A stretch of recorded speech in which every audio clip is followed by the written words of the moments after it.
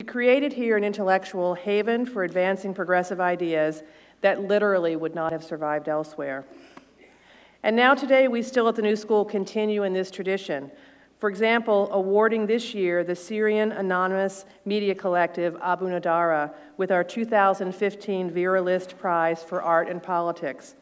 Next month, we will welcome representatives from this collective who are advancing the rights of individuals in the Syrian society to be represented by their own images, at a time when our dominant media images include those of millions of people exiled from Syria. So as part of this long intellectual tradition, the New School is honored tonight to welcome Noam Chomsky, MIT Professor Emeritus of Linguistics and Philosophy. Noam was born in Philadelphia, Pennsylvania. He studied linguistics, mathematics, and philosophy at the UPenn, where he received his PhD. Noam has been at the Massachusetts Institute for Technology for many years, now serving as Emeritus Professor.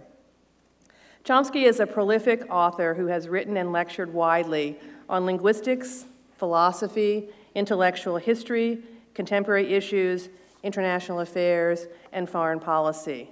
He has a long and illustrious lineage, including, for example, tonight, we are shortly before the 50th anniversary of the publication of his classic essay, The Responsibility of Intellectuals, which appeared in the New York Review of Books in February 1967. Chomsky has received more than 24 honorary degrees from places including the University of Chicago, Delhi University, the University of Pennsylvania, Cambridge, the University of Buenos Aires, Harvard, the University of Calcutta, and many others. He is a fellow of the American Academy of Arts and Sciences and of the National Academy of Science, and recipient of many awards, including the Distinguished Scientific Contribution Award of the American Psychological Association, the Kyoto Prize in Basic Sciences, the Helmholtz Medal, and the Dorothy Eldridge Peacemaker Award. Noam's most recent books include the New York Times bestsellers Hegemony or Survival and Failed States, and other books including Imperial Ambitions, What We Say Goes, Interventions, Hopes and Prospects, Occupy, and Masters of Mankind. He has written several provocative books on 9/11. So now I'd like to introduce our co-sponsor of tonight's event, Haymarket Books, and Anthony Arnove, who will introduce the event. Welcome.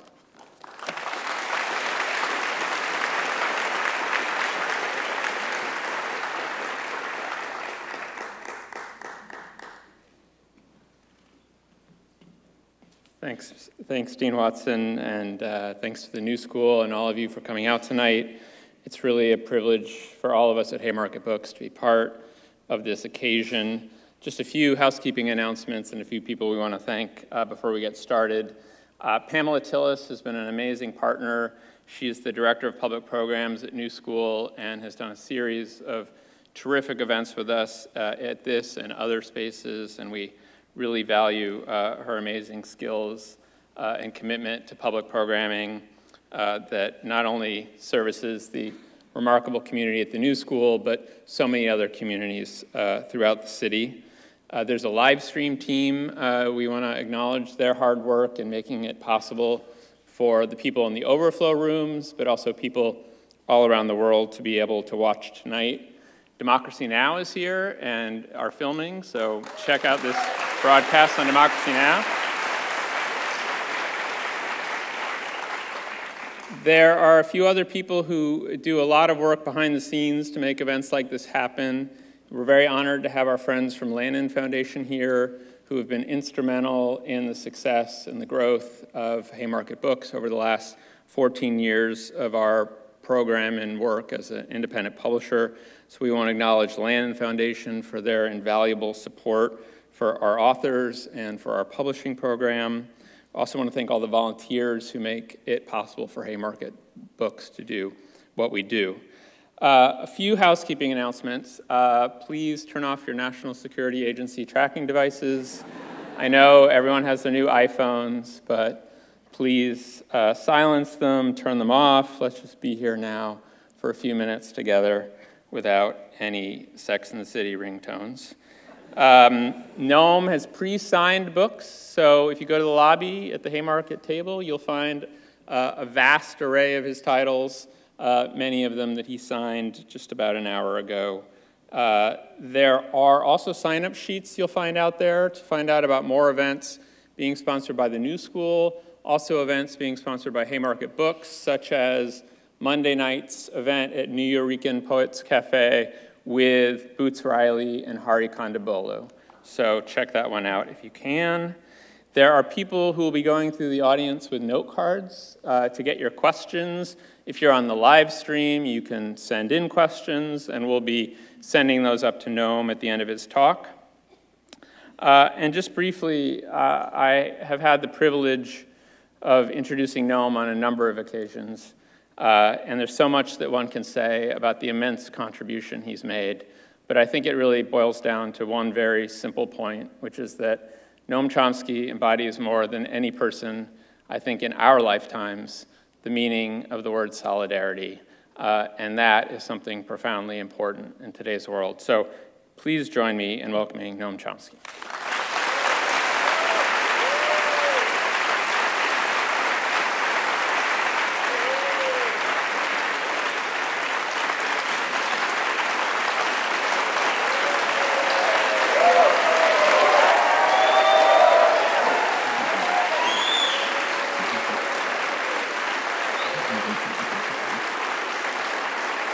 Thank you.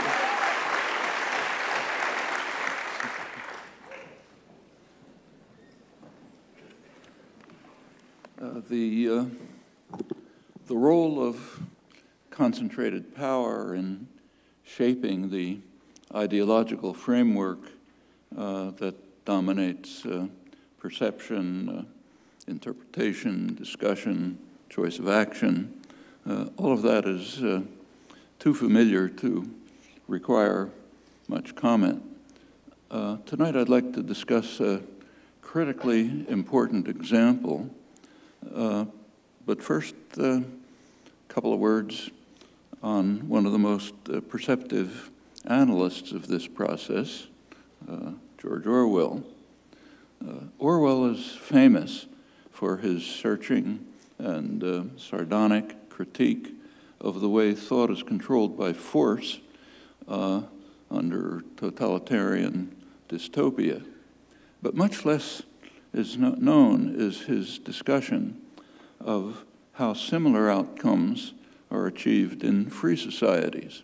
He's speaking, of course, of England, and he wrote that although the country is quite free, nevertheless, unpopular ideas can be suppressed without the use of force. Gave a couple of examples, provided a few words of explanation which were to the point.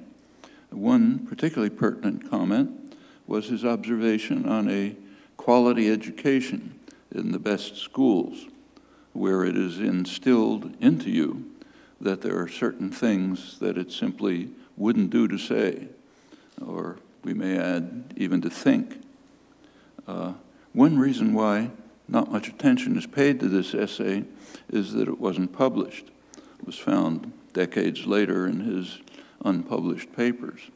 It was intended as the introduction to his famous Animal Farm, bitter satire of Stalinist totalitarianism. Why it wasn't published is apparently unknown, but I think perhaps you can speculate. Orwell's observations on thought control under freedom come to mind in considering the raging debate today about the Iran nuclear deal, which currently occupies center stage. I should say it's a raging debate in the United States, virtually alone. In almost everywhere else, the deal has been greeted with relief and optimism, and without even parliamentary review. This is one of the many striking examples of the famous concept of American exceptionalism. The fact that America is an exceptional nation is regularly intoned by virtually every political figure, and I think more revealingly, the same is true of prominent academic and public intellectuals. can select almost at random. Take, for example, the professor of the science of government at Harvard, is a distinguished liberal scholar, government advisor. He's writing in Harvard's prestigious journal, International Security, and there he explains that unlike other countries, the national identity of the United States is defined by a set of universal political and economic values, namely liberty, democracy, equality, private property, and markets. So the U.S. has a solemn duty to maintain its international primacy for the benefit of the world. And since this is a matter of definition, we can dispense with the tedious work of empirical verification. So I won't spend any time on that. Or let's turn to the leading left liberal intellectual journal, the New York Review. There, a couple of months ago, we read from the former chair of the Carnegie Endowment for International Peace that American contributions to international security, global economic growth, freedom, and human well-being have been so self-evidently unique and have been so clearly directed to others' benefit that Americans have long believed that the United States amounts to a different kind of country. While others push their national interests, the United States tries to advance universal principles. No evidence is given because it's, again, a matter of definition. And it's very easy to continue. It's only fair to add that there's nothing at all exceptional about this. American exceptionalism was standard for every great power, very familiar from other imperial states in their days in the sun, Britain, France, others. And this is true, interestingly, even from very honorable figures from whom one might have expected better. So John Stuart Mill, for example, in England, to mention a significant case, which raises interesting questions about intellectual life and intellectual standards. Well, in some respects, American exceptionalism is not in doubt. I just mentioned one example, the current Iran nuclear deal. Here, the exceptionalism of the United States, its isolation, is dramatic and stark. There are actually many other cases, but this is the one I'd like to think about this evening. And in fact, U.S. isolation might soon increase. The Republican organization, I hesitate to say party, is dedicated to undermining the deal in interesting ways with the kind of unanimity that one doesn't find in political parties, though it's familiar in such former organizations as the old Communist Party, democratic centralism. Everyone has to say the same thing. That's one of many indications that the Republicans are no longer a political party in the normal sense, despite pretensions, commentary, and so on. Rather, the former Republican Party has now become a radical insurgency that's abandoned parliamentary politics. I'm quoting two highly respected, very conservative political commentators, Thomas Mann and Norman Ornstein of the right-wing American Enterprise Institute. And in fact, they may succeed in increasing sanctions and even secondary sanctions on other countries and carry out other actions that could lead Iran to opt out of the deal with the United States. With the United States, that is. That, however, need not mean that the agreement is nullified. Contrary to the way it's sometimes presented here, it's not a U.S.-Iran agreement. It's an agreement between Iran and what's called P5+1, the 5 veto-holding members of the Security Council plus Germany. And the other participants might agree to proceed, Iran as well. They would then join China and India, which have already been finding ways to evade the U.S. Constraints on interactions with Iran. And in fact, if they do, they'll join the large majority of the world's population, the non-aligned movement, which all along has vigorously supported Iran's right to pursue its nuclear programs as a member of the NPT. But remember that they're not part of the international community. So when we say the international community opposes Iran's policies or the international community does some other thing, that means the United States and anybody else who happens to be going along with it. So we can dismiss them. If others continue to honor the deal, which could happen, the United States will be isolated from the world, which is not an unfamiliar position. That's also the background for the other element of Obama's, what's called Obama's legacy, his other main foreign policy achievement, the beginning of normalization of relations with Cuba. On Cuba, the United States has been almost totally isolated for decades. If you look, say, at the annual votes in the UN General Assembly on the U.S. embargo, they're rarely reported, but the U.S. essentially votes alone. The last one, Israel joined, but of course Israel violates the embargo. They just have to join because have to join with the master. Occasionally the Marshall Islands or Palau or someone else joins. And in the hemisphere, the United States has been totally isolated for years. The main hemispheric conferences have foundered because the United States will simply not join the rest of the hemisphere in the major issues that are discussed. Last one in Colombia, the two major issues were admitting Cuba into the hemisphere. U.S. and Canada refused, everyone else agreed. And the U.S. drug war, which is devastating Latin America, and they want to get out of it, but the U.S. and Canada don't agree.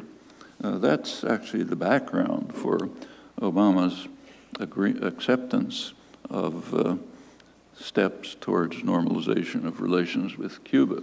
Another hemispheric conference was coming up in Panama, and if the United States had not made that move, it probably would have been thrown out of the hemisphere. So therefore, Obama made what's called here a noble gesture, a courageous move to end Cuba's isolation, although in reality it was U.S. isolation that was the motivating factor. So if the United States ends up being almost universally isolated in Iran, that won't be anything particularly new, and in fact there are quite a few other cases. Well, in the case of Iran, the reasons for U.S. concerns are very clearly and repeatedly articulated. Iran is the gravest threat to world peace. We hear that regularly from high places, government officials, commentators, others. In the United States, there also happens to be a world out there, and it has its own opinions. It's quite easy to find these out from standard sources, like the main U.S. polling agency, Gallup Polls, takes regular polls of international opinion. And one of the questions that is posed is, which country do you think is the gravest threat to world peace? The answer is unequivocal. The United States, by a huge margin, way behind. In second place is Pakistan. It's inflated surely by the Indian vote, and then come a couple of others. Iran is mentioned, but along with Israel and a few others, way down. That's one of the things that it wouldn't do to say. And in fact, the results that are found by the leading U.S. polling agency didn't make it through the portals of what we call the free press, but it doesn't go away for that reason. Well, given the reigning doctrine about the gravity of the Iranian threat, we can understand the virtually unanimous stand that the United States is entitled to react with military force, unilaterally, of course, if it claims to detect some Iranian departure from the terms of the agreement. So again, picking an example virtually at random from the national press, consider the lead editorial last Sunday in the Washington Post. It calls on Congress, I'll quote, to make clear that Mr. Obama or his successor will have support for immediate U.S. military action if an Iranian attempt to build a bomb is detected, meaning by the United States. So the editors, again, make it clear that the United States is exceptional. It's a rogue state, indifferent to international law and conventions, entitled to resort to violence at will. But the editors can't be faulted for that stand because it's almost universal among the political class in this exceptional nation, though what it means is, again, one of those things that it wouldn't do to say. Sometimes the doctrine takes quite a remarkable form, and not just on the right by any means. So take, for example, the Clinton doctrine. Namely, the United States is free to resort to unilateral use of military power, even for such purposes as to ensure uninhibited access to key markets, energy supplies, and strategic resources, let alone security or alleged humanitarian concerns. And adherence to this doctrine is very well confirmed in practice, as need hardly be discussed among people willing to look at the facts of current history. Well, the Washington Post editors also make clear why the United States should be prepared to take such extreme steps in its role of international primacy. If the United States is not prepared to resort to military force, they explain, then Iran may, I'm quoting, Iran may escalate its attempt to establish hegemony over the Middle East by force. That's what the President Obama, calls Iran's aggression, which we have to contain. For those who are unaware of how Iran has been attempting to establish hegemony over the Middle East by force, or might even dream of doing so, the editors do give examples, 2 examples.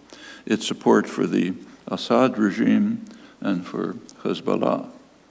Well, I won't insult your intelligence by discussing this demonstration that Iran has been seeking to establish hegemony over the region by force. However, on Iranian aggression, there is an example, I think one in the last several hundred years, namely Iranian conquest of 2 Arab islands in the Gulf under the US-backed regime of the Shah back in the 1970s. Well, these shocking Iranian efforts to establish regional hegemony by force can be contrasted with the actions of U.S. allies, for example, NATO ally Turkey, which is actively supporting the jihadi forces in Syria.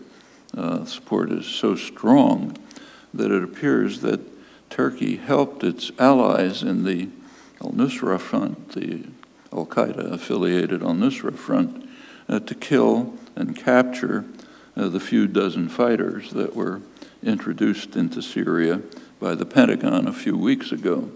It's the result of several years and who knows how many billions of dollars of training. They did enter and were immediately captured or killed, apparently with the aid of Turkish intelligence.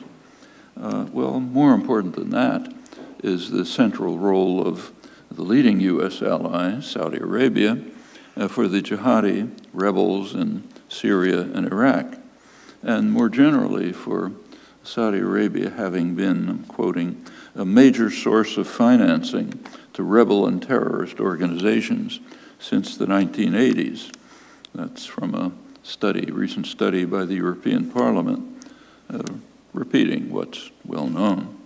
And still more generally, the missionary zeal with which Saudi Arabia promulgates its radical, extremist, Wahhabi, Salafi doctrines by establishing Quranic schools, mosques, sending radical clerics throughout the Muslim world with enormous impact.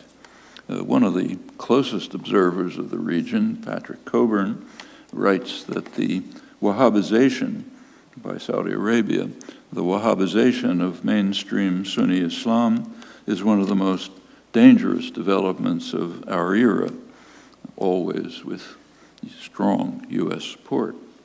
These are all things that wouldn't do to mention, along with the fact that these pernicious developments are a direct outgrowth of the long-term tendency of the United States, picking up from Britain before it, to support radical Islam in opposition to secular nationalism. These are long-standing commitments. There are others, like UN Ambassador Samantha Power, who condemn Iran's destabilization of the region. Destabilization is an interesting concept of political discourse. So, for example, when Iran comes to the aid of the government of Iraq and Iraqi Kurdistan in defense against the assault of ISIS, that's destabilization. We have to prevent it, if not aggression, perhaps. In contrast, when the United States invades Iraq, it kills a couple 100,000 people, generates millions of refugees, destroys the country, sets off a sectarian conflict that's tearing Iraq and by now the whole region to shreds, and on the side increases terrorism worldwide by a factor of 7 just in the first year. That's stabilization, part of our mission that we must continue for the benefit of the world. Actually, the exceptionalism of U.S. doctrinal institutions is quite wondrous to behold. Well, going on with the Washington Post editors, they join Obama's Clinton negotiator, Dennis Ross, Thomas Friedman, other notables, in calling on Washington to provide Israel with B-52 bombers, and perhaps even the more advanced B-2 bombers, and also huge, what are called massive ordnance penetrators, bunker busters informally. There's a problem. They don't have airstrips for huge planes like that, but they can use maybe Turkey's airstrips. And none of this is for defense. These are not defensive weapons, remember. All of these weapons are offensive weapons for Israel to use to bomb Iran if it chooses to do so. And since Israel's a U.S. client, it inherits from the master the freedom from international law. So nothing surprising about giving it vast supplies of offensive weapons to use when it chooses. Well, the violation of international law goes well beyond threat, goes to action, including acts of war, which are proudly proclaimed, presumably because that's our right as an exceptional nation again. One example is the successful sabotage of Iranian nuclear installations by cyber war. The Pentagon has views about cyber war. The Pentagon regards cyber war as an act of war, which justifies a military response. And a year ago, NATO affirmed the same position, determined that aggression through cyber attacks can trigger the collective defense obligations of the NATO alliance, meaning if any country is attacked by cyber war, the whole alliance can respond by military attacks.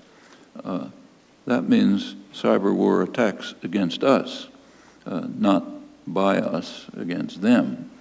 And the significance of these stands is, again, something that it wouldn't do to mention.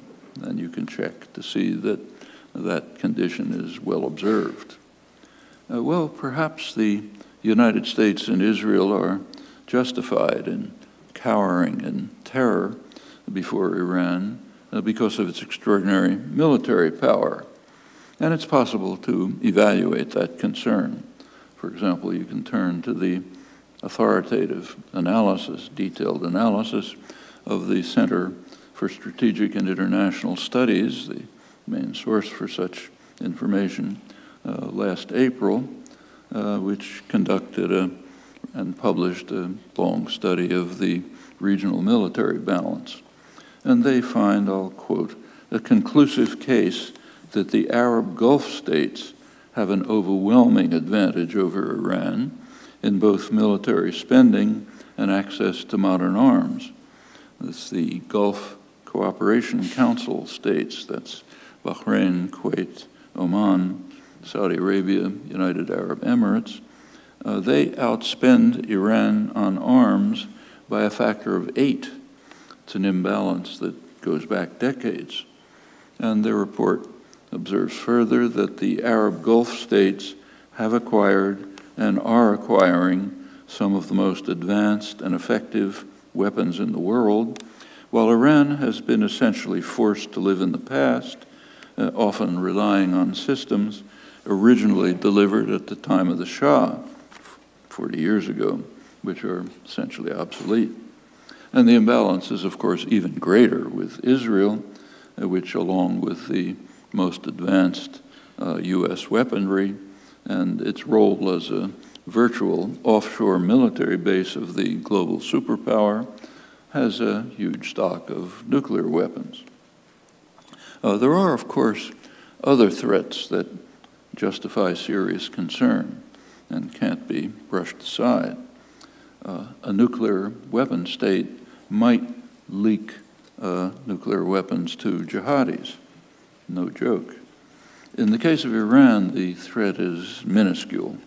Not only are the Sunni jihadis the mortal elements of Iran, but the ruling clerics, whatever one thinks of them, have shown no signs of clinical insanity, and they know that if there was even a hint that they were the source of a leaked weapon, they and all they possess would be instantly vaporized.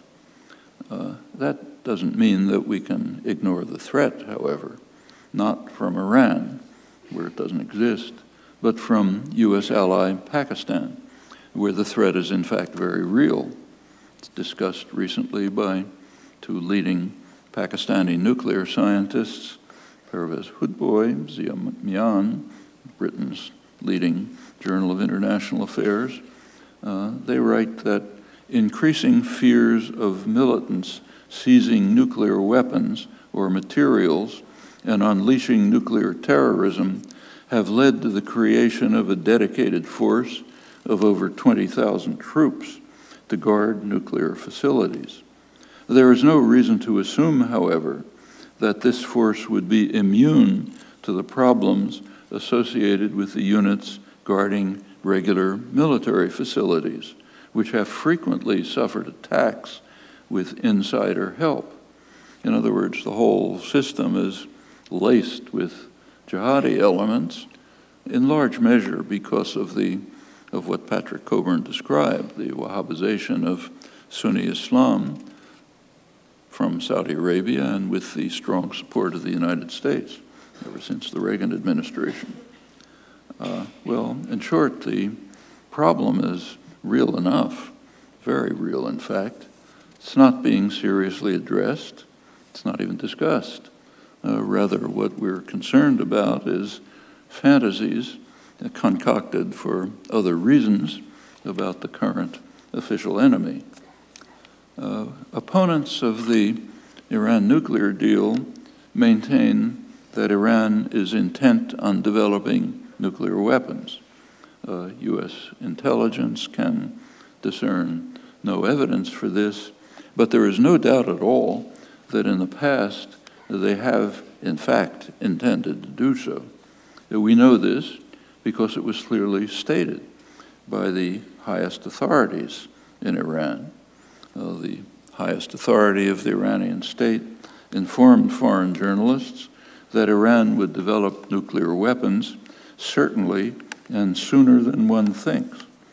The father of Iran's nuclear energy program, former head of Iran's Atomic Energy Organization, expressed his confidence that the leadership's plan is to build a nuclear bomb.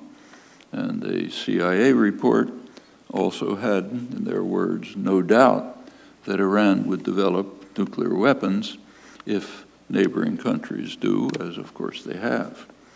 All of this was under the Shah, the highest authority just quoted. That is, during the period when high U.S. officials, Cheney, Rumsfeld, Kissinger, were urging the Shah to proceed with nuclear programs, and they were also pressuring universities to accommodate these efforts. My own university was an example, MIT.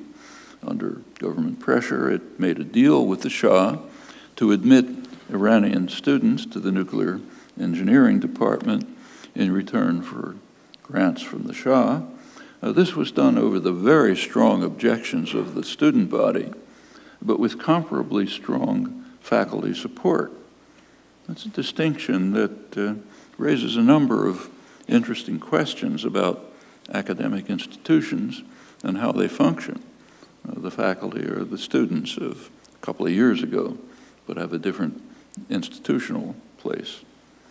Opponents of the nuclear, in fact, some of these MIT students are now running the Iranian nuclear programs. Opponents of the nuclear deal argue that it didn't go far enough. You've heard a lot of that. And interestingly, some of the supporters of the deal agree, demanding that it go beyond what has been achieved and that the whole Middle East should rid itself of nuclear weapons, and in fact, weapons of mass destruction generally. Actually, I'm quoting Iran's Minister of Foreign Affairs, Javad Zarif. He's reiterating the call of the non-aligned movement, most of the world, and the Arab states for many years to establish a weapons of mass destruction free zone in the Middle East. That would be a very straightforward way to address whatever threat Iran is alleged to pose.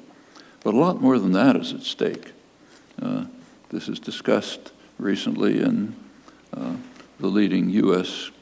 World Arms Control Journal, Arms Control Today, by two leading figures in the international anti-nuclear movement, two scientists who are veterans of Pugwash and UN agencies. They observe that the successful adoption in 1995 of the resolution on the establishment of a zone free of weapons of mass destructions in the Middle East was the main element of a package that permitted the extension of the Non-Proliferation Treaty. That's the most important arms control treaty there is, and its continuation is conditioned on acceptance of moves towards establishing a weapons of mass destruction free zone, a nuclear-free zone in the Middle East.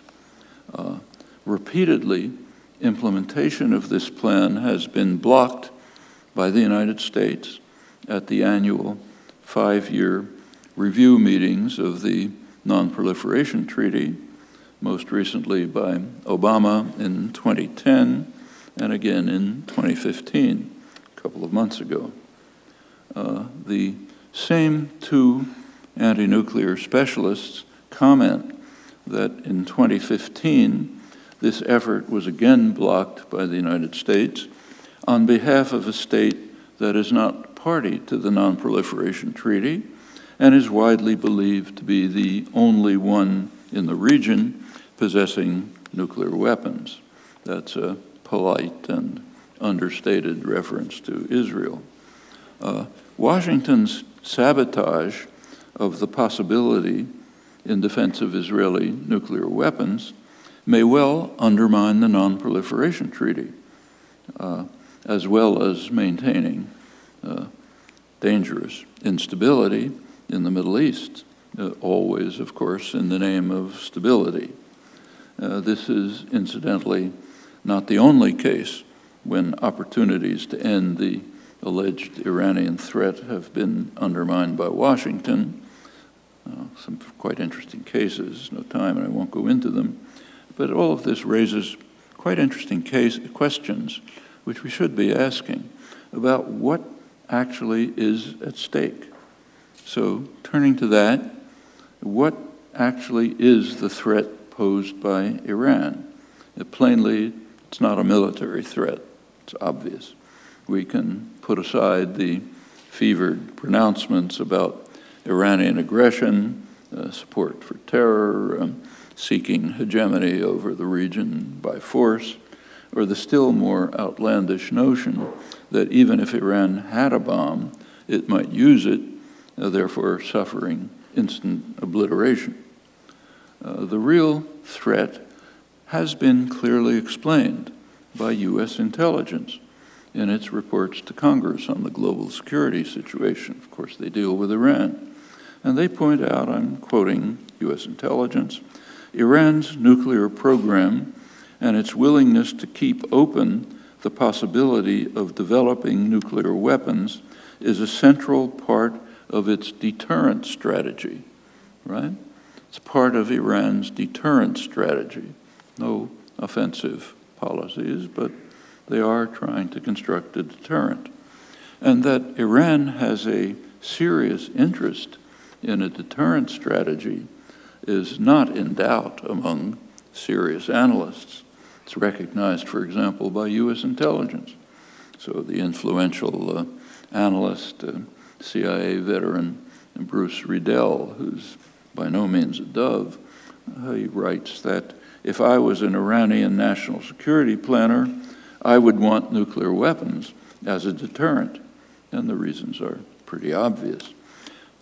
He also makes another crucial comment. He points out that Israel's strategic room for maneuver in the region would be constrained by an Iranian nuclear deterrent. And that's, of course, also true of the United States. Room for maneuver means resort to aggression and violence. And yes, it would be constrained by an Iranian deterrent. For the two rogue states that rampage freely in the region, the United States and Israel, any deterrent is, of course, unacceptable. And for those who are accustomed and take for granted their right to rule by force, that concern is easily escalated to what's called an existential threat. The threat of deterrence is very severe if you expect to resort to force unilaterally at will to achieve your goals, as the U.S. and secondarily Israel do commonly. And more recently, the second U.S. ally, Saudi Arabia, has been trying to get into the club pretty incompetently with its invasion of Bahrain to prevent mild reformist measures. And more recently, its extensive bombing of Yemen, which is causing a huge humanitarian crisis. So for them, a deterrent is a problem, maybe even an existential threat. That, I think, is the heart of the matter, even if it wouldn't do to say or to think. And except for those who hope to fend off possible disaster and to move towards a more peaceful and just world, it's necessary to keep to these injunctions. These are things it wouldn't do to say, wouldn't do to think. You don't read about them, you don't hear about them, but they are, I think, the heart of the issue. Thanks.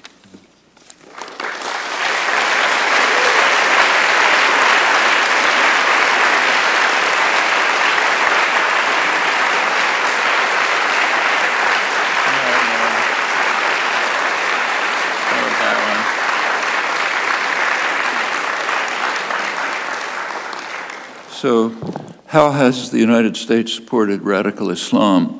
As I mentioned, just as Britain did before it. I won't comment on the British role, but if you want to learn about it, there's quite a good book on it by a very good British diplomatic historian, Mark Curtis, who discusses in detail, going back to the documentary record, how Britain supported radical Islam during its period of dominance. The U.S. has done it always. The major center of radical Islam, extremist radical Islam, is Saudi Arabia, unquestionably. They're the source of the Wahhabization of the region, which Patrick Coburn points out as one of the major developments of the modern era. Who's the main supporter of Saudi Arabia? You are. Now, that's where your tax dollars go, and for a long time. Right now, tens of billions of dollars of arms being sent under Obama, but it goes way back. In fact, the strong U.S. relation with Israel developed out of this. The United States and Israel had close relations, but not unusual, through the 1950s and early 60s. That changed in 1967. What happened in 1967? Israel performed a huge service to the United States and its Saudi Arabian ally. Saudi Arabia has been and remains the center of extremist, radical, fundamentalist Islam, with offshoots and the jihadi movements and so on, including ISIS. At the time, the center of secular nationalism was Nasser's Egypt. And there was a conflict between the two of them. In fact, they were at war. They were at war in the Yemen at the time. Israel administered a very serious blow to secular nationalism. It devastated the Egyptian army in Syria, and it saved Saudi Arabia and offered a great boon to the United States. And in fact, if you check back, it's at that time that the unusual, in fact unique, relationship between Israel and the United States developed. And in fact, it continues after that. I could give more examples if there was time. But that has been a consistent pattern. There are a few exceptions here and there. So sometimes the United States has supported secular Islamic states. The most extreme and interesting example is Saddam Hussein, who was greatly loved by the Reagan administration and by the Bush 1 administration. Could give you the details. They were so supportive of Saddam Hussein that he was even given a gift that otherwise only Israel has been granted, no other country. He was permitted to attack a U.S. naval vessel, killing a couple of dozen American sailors, and to get away with it with just a tap on the wrist. Israel had done the same thing in 1967. Saddam Hussein did it in 1987, and his friendship for Saddam Hussein was so enormous that he was granted that right. And that was a secular state. In fact, George Bush, #1, even invited Iraqi nuclear engineers to the United States for advanced training in nuclear weapons production. That's pretty supportive relationship. So there are cases where the United States has supported secular Islam, but typically it's radical Islam that has been the beneficiary of U.S. support, like Britain before it.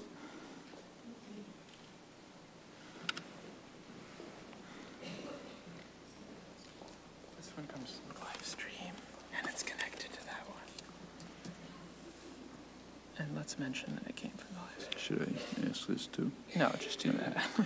Why isn't the United States doing more to help Syrian refugees? That's a question you should ask yourselves. Why aren't we doing more?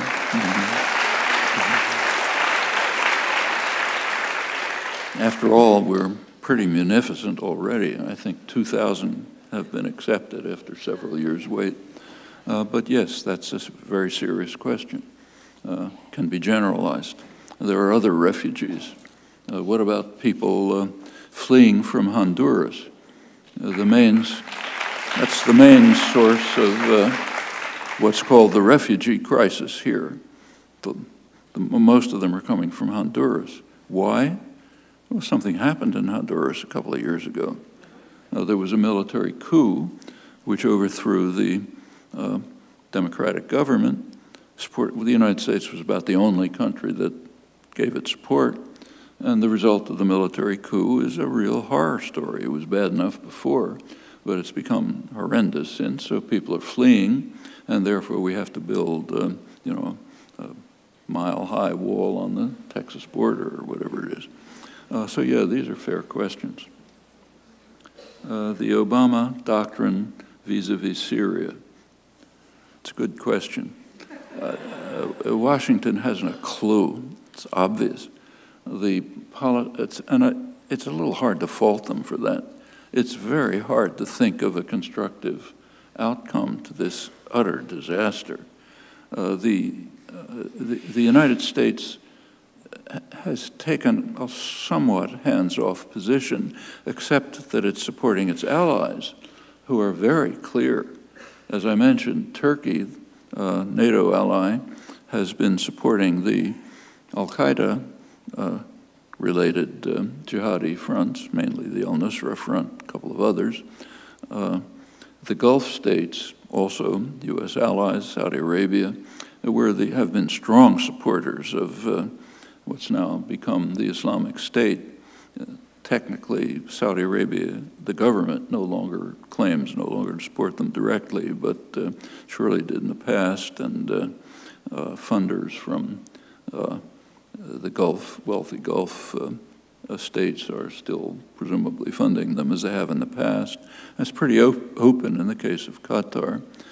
So these are indirect U.S. policies.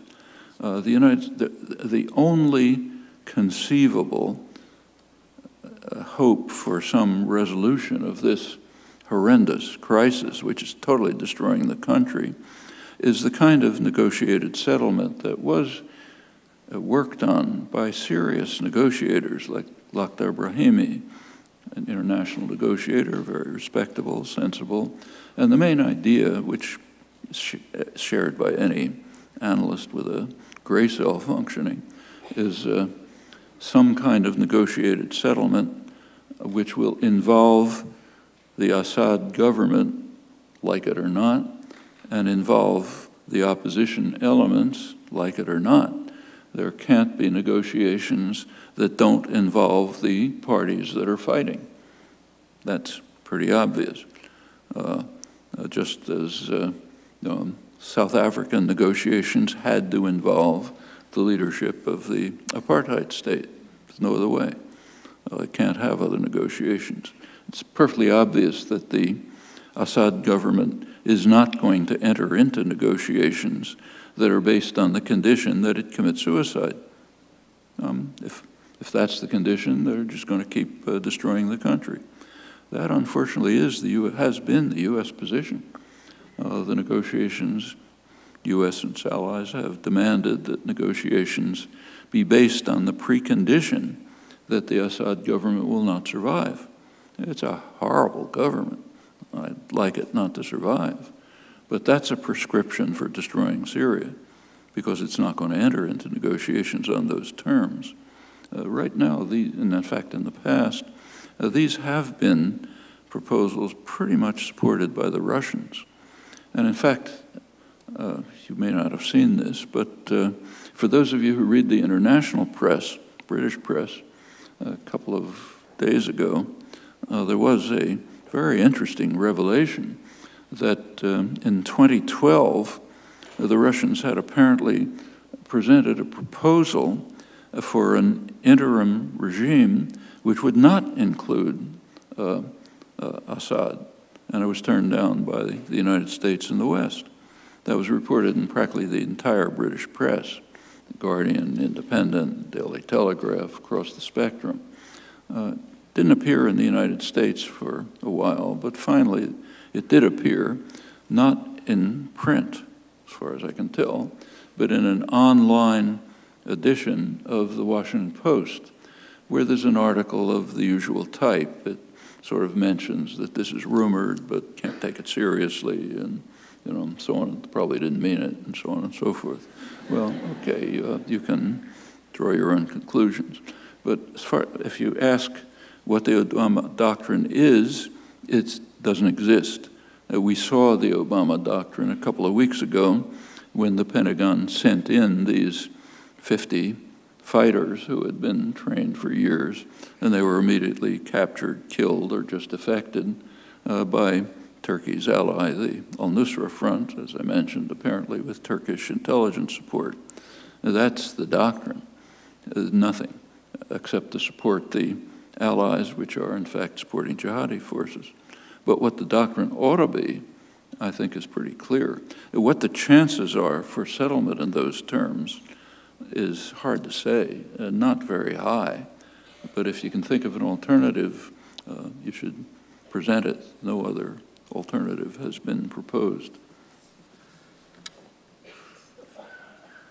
What do you think about the antics of Donald Trump in tangent to your earlier idea about American exceptionalism? Well, actually, I think we should recognize that the other candidates are not that different. I mean, if you take a look at, just take a look at their views. They tell you their views, and they're astonishing. So just to keep to Iran, a couple of weeks ago, the two front runners, they're not the front runners any longer, were Jeb Bush and Scott Walker, and they differed on Iran. Walker said, we have to bomb Iran. When he gets elected, they're going to bomb Iran immediately, the day he's elected. Bush was a little, he's more serious. He said he's going to wait to the first cabinet meeting, and then they'll bomb Iran. I mean, this is just off the spectrum of not only international opinion, but even relative sanity. This is, I think Ornstein and Mann are correct. It's a radical insurgency. It's not a political party. You can tell that even by the votes. I mean, any issue of any complexity is going to have some diversity of opinion. But when you get a unanimous vote to kill the Iranian deal or the Affordable Care Act or whatever the next thing may be, you know you're not dealing with a political party. It's an interesting question why that's true. I think what's actually happened is that during the whole so-called neoliberal period, last generation, both political parties have drifted to the right. Today's Democrats are what used to be called moderate Republicans. The Republicans have just drifted off the spectrum.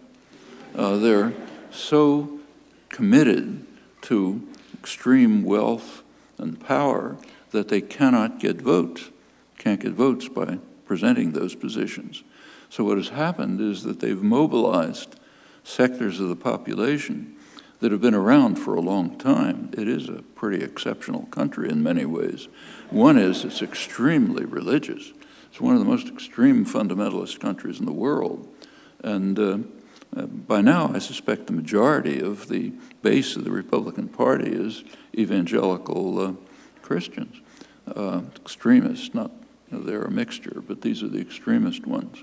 Nativists who are afraid that, they are taking our white Anglo-Saxon country away from us. People who have to have guns when they go into Starbucks, because who knows, they might be killed by an Islamic terrorist and so on. I mean, all of that is part of the country, and it goes back to colonial days. There are real roots to it. But these have not been an organized political force in the past. They are now. That's the base of the Republican Party. And you see it in the primaries. So yeah, Trump is maybe comic relief, but it's just it's not that different from the mainstream, which I think is more important. U.S. exceptionalism has existed since the, what's that? Doctrine. Since the doctrine of manifest destiny in the 19th century. What has changed? Well, what's changed is the capacity to implement the doctrines. So take, say, the Monroe Doctrine, 1823. The Monroe Doctrine essentially declared that the United States must rule the hemisphere. Didn't say it in those words, but that's what it amounted to. And it was the intellectual father of the Monroe Doctrine. It was John Quincy Adams, who was also the intellectual author of Manifest Destiny. Well, there was a problem. This is the 1820s. There was a deterrent. The deterrent was Britain. Britain was the hated enemy. They were the big military power, and they prevented the United States from achieving its first foreign policy goal. By foreign, I mean outside the national territory. That's also aggression, but it's not called aggression. But conquest of the national territory, what's now the national territory, of course, was a war against the indigenous population who were exterminated and expelled. But the first so-called foreign goal was to take over Cuba. Goes back to the 1820s. Couldn't do it. British Navy was in the way. John Quincy Adams, who was an astute grand strategist, pointed out to his colleagues that we just have to wait. He said, sooner or later, U.S. power will increase, British power will decline, and as he put it, Cuba will fall into our hands by the laws of political gravitation, just the way an apple falls from the tree, which indeed happened. Over the 19th century, U.S. power increased, British power declined. The U.S. was able to take further steps in the Western Hemisphere, and in 1898, in fact, it was able to conquer Cuba. If you go to school in the United States, you learn that the United States liberated Cuba in 1898. In fact, the U.S. invaded to prevent Cuba from liberating itself from Spain, which is what happened. And since after that, it just became a virtual colony until liberation, and finally in 1959. And ever since then, the United States has been trying to reverse it. And the same is true generally. The United States did not, it's probably the richest country in the world back in the early 19th century, but not the most powerful country. Britain was the most powerful. France was a powerful country. And that changed over the years, especially with the First World War, finally with the Second World War. So exceptionalism has greatly expanded as power expanded. And I say again that this exceptionalism was also true of other great powers during their day of imperial power and domination. World leaders will meet in New York City next week for a new set of global anti-poverty targets, sustainable development goals. Do you think these targets are sufficient? That has an easy answer. Two letters. And furthermore, nothing will be achieved. That's pretty safe to say.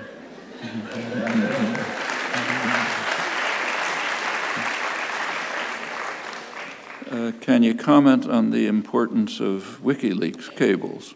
They've been really revealing you learn a lot from them. Some of them are really interesting, including ones that aren't discussed much. I mean, most of them you've seen. But, for example, one of the WikiLeaks, one interesting question that should be in everybody's mind is, what is the basis for the extraordinary relationship between the United States and Israel? There are a lot of reasons for it, but one interesting aspect was revealed by a WikiLeaks cable, which I think wasn't reported. One of the cables listed, the leaks, listed a document, an internal U.S. document, Pentagon document, which listed the top strategic priorities of the United States, regions in the world that were so important that we had to protect them at all costs. There were maybe, I forget how many, a dozen or so. One of them was right outside Haifa, Rafael Military Industries, major military industry. It's one of the main places where drone technology has been developed. The links between U.S. and Israeli high-tech military industry are extremely close. In fact, in this case, Rafael, the biggest industry, the ties are so close that Rafael actually moved its management headquarters to Washington, where the money is. Well, what that tells you, that gives an interesting insight into the nature of the relationship. Israel does play a major role, small country, but good high-tech industry, and it plays a major role in repression and aggression. It's developed, the Israeli arms fairs, where they sell their arms, they advertise correctly that they have developed advanced means of repression and control, and that the arms that they're displaying are battlefield tested, namely against the Palestinians.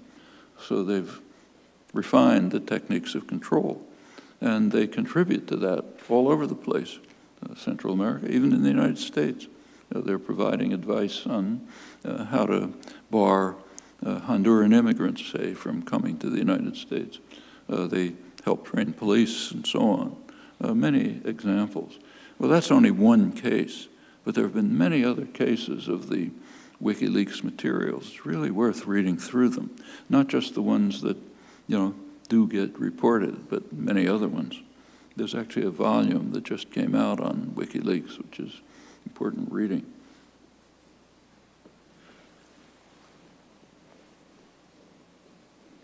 Oh. Do you think that U.S. foreign policy is driven exclusively by economic interests? What other factors influence U.S. foreign policy, and to what extent? That's quite an interesting question. It's certainly not driven entirely by economic interests. In fact, there are very striking cases.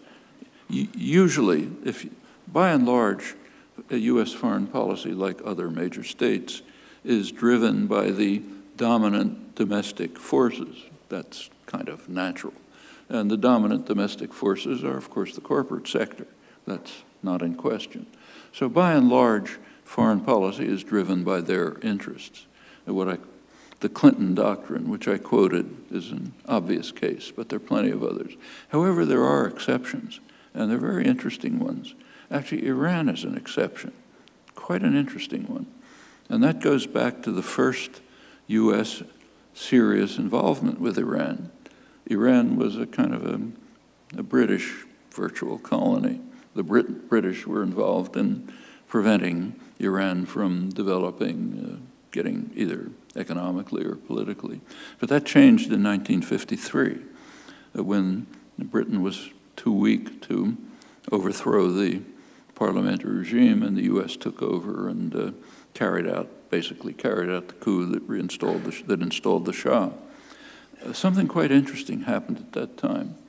The United States government wanted U.S. energy corporations to take over 40% of the British concession. It was the British were taking Iranian oil. But the Eisenhower administration wanted U.S. energy corporations to take 40% of it. Well, that's an economic interest. They didn't want to. They didn't want to for good reasons. It was much cheaper then to get oil from Saudi Arabia, so that just for straight business reasons, they didn't want to have to go to Iran. Furthermore, they were concerned that that might harm their relations with the Saudi dictators, Saudi family that essentially owns and runs the country, and they didn't want to bother with that. The U.S. government actually forced the oil companies to take a 40% concession. The Eisenhower administration threatened them with antitrust suits and other threats if they didn't do it. So, of course, they backed down and did it. That's pretty unusual. And I think it's happening now, too. We don't have documents from the present period. You know, you get documents from earlier periods. But you can be pretty confident that the U.S. energy corporations would be delighted to break into the Iranian market. They don't like the idea. Just about every other major country is sending, business delegations, investors and others to try to profit from the opening of Iran, which they support. And the U.S. energy corporations and other U.S. businesses are blocked by state power. And you can be sure that they don't like it. If we had access to their internal deliberations, I'm sure it would say that. Well, that's a case where state power, in this case, overwhelms even economic interests. Iran has to be punished. Iran committed a serious crime. They disobeyed orders, and you don't disobey orders. One of the major doctrines of international affairs, which doesn't appear in the literature, is the mafia doctrine. International affairs are run very much like the mafia. The Godfather does not tolerate disobedience. It's much too dangerous. So if some small storekeeper somewhere, say, doesn't pay protection money, the Don doesn't accept it. You send their goons to beat him to a pulp, even if you don't need the money, because others might get the idea and things might start to erode. That is a dominant principle of international affairs. In fact, that was the reason for the 1953 coup, when you look back. And it's also the reason why for U.S. hostility to Iran, which is extreme. I mentioned the support for Saddam Hussein. That was an attack on Iran, and a serious one. But they defied orders. They overthrew a U.S.-imposed tyrant. They thumbed their nose at the United States, and you don't get away with that. Actually, Cuba is very similar. Since Cuba is extremely the hostility to Cuba is quite interesting. I mean, for decades, ever since Poles were taken, the majority of the U.S. population has been in favor of normalization of relations. Okay, it's normal to disregard the population in a democracy. They don't count. But what is unusual in this case is that major sectors of U.S.